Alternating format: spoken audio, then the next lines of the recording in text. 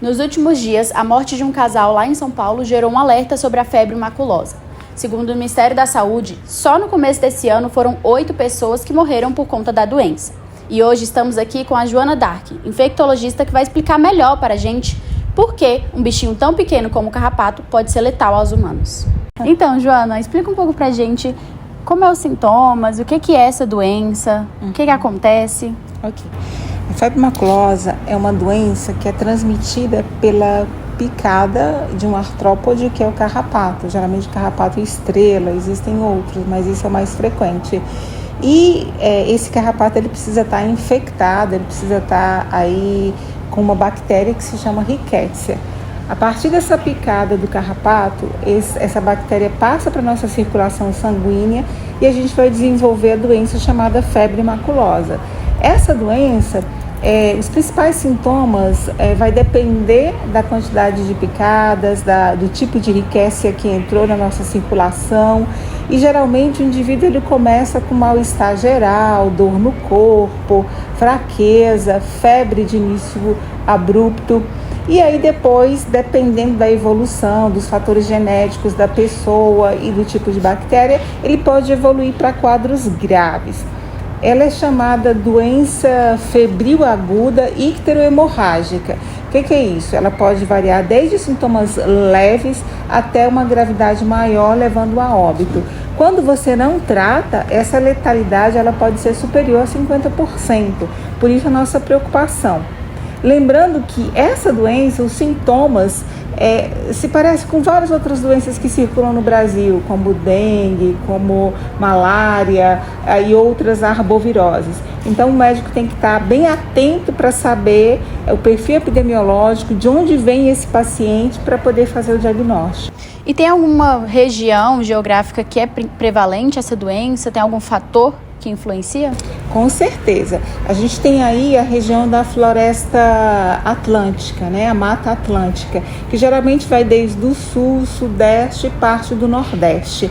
Nesse ambiente, né, pelas características da mata, favorece aí a proliferação do carrapato, que faz parte do ciclo de transmissão da doença.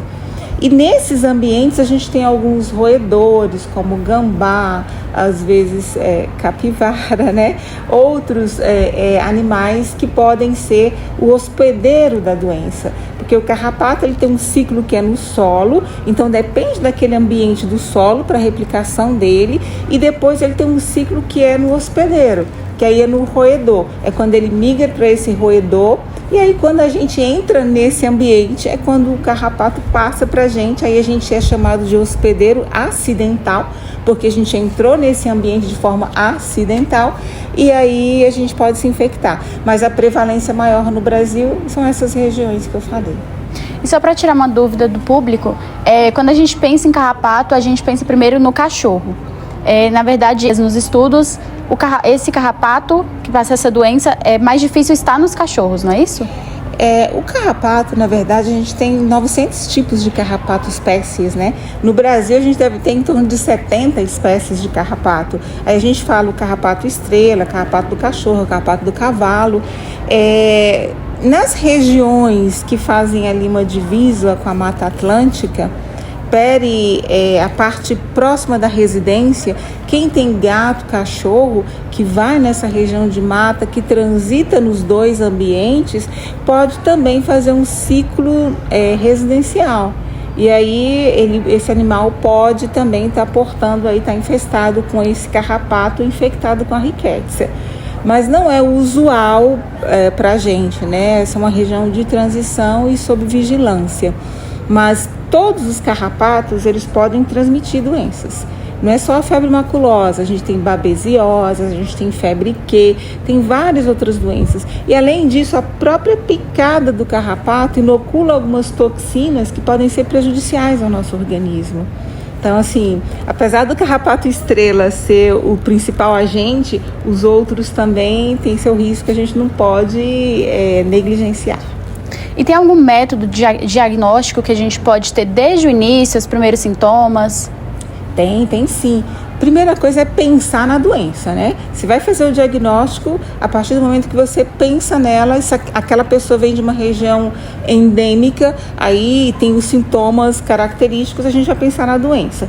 Nos primeiros dias de sinais e sintomas, existem alguns métodos que a gente chama de biologia molecular, que a gente consegue isolar o vírus por meio da lesão, biópsia da ferida, da lesão, onde a pessoa, porque às vezes dá aquele exantema, né, onde a porta de entrada, o carrapato te picou, e aí você pode isolar da lesão ou do sangue. É a biologia molecular, um método mais caro e tem que ser realizado rapidamente.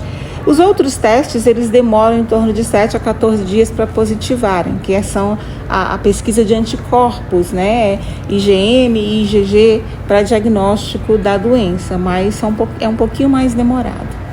E quais são as opções de tratamento para essa doença? Existe algum medicamento específico recomendado? Existe sim. Quando você pensa na doença, é fundamental iniciar o tratamento de forma precoce para que você possa diminuir os riscos de complicação do paciente.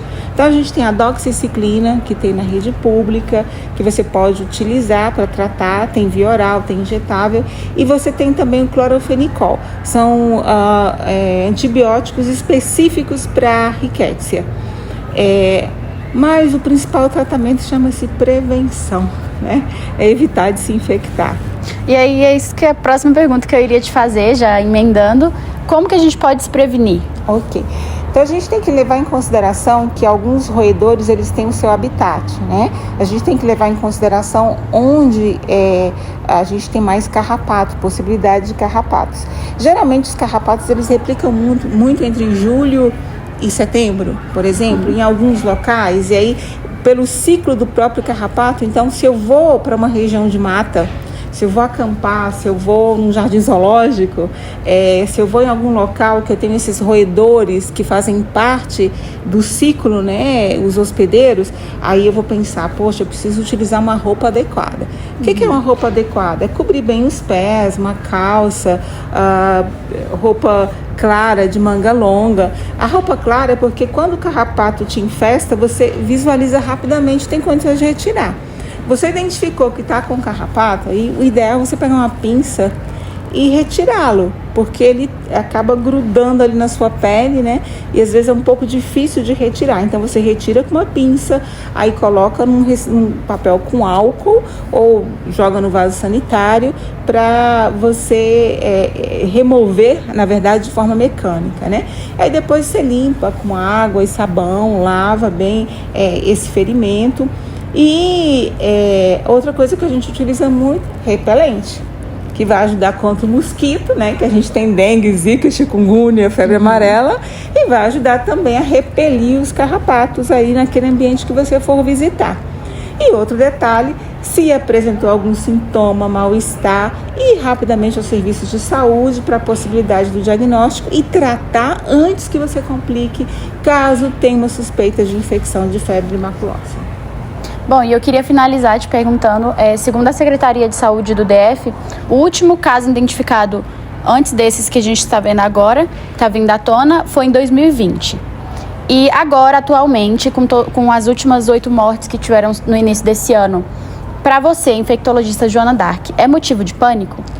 De forma alguma, até porque a gente tem capivaras lindas aqui no DF, né? Agora é um motivo para alerta, para a gente intensificar a vigilância ambiental, para ver a circulação do vírus em alguns locais específicos, porque existe sim um risco de se infectar esses carrapatos, né, que a gente tem na nossa região. Tem as matas ciliares também, que pode vir a ser um ambiente propício para a circulação dessa bactéria. Então, é fundamental a gente ficar atento e estabelecer esse sistema de vigilância de forma adequada via Secretaria de Saúde.